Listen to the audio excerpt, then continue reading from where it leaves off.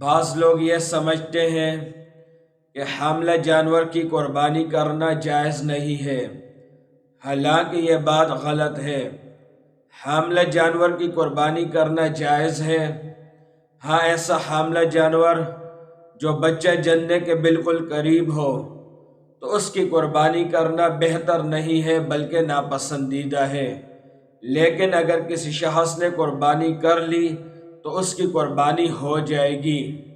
پھر جو بچہ پیدا ہوا یا زندہ ہوگا یا مردہ، اگر مردہ پیدا ہوا ہے تو اس کا گوشت کھانا حلال نہیں ہے، اور اگر زندہ پیدا ہوا ہے تو اس کو ذبح کر لینا چاہیے۔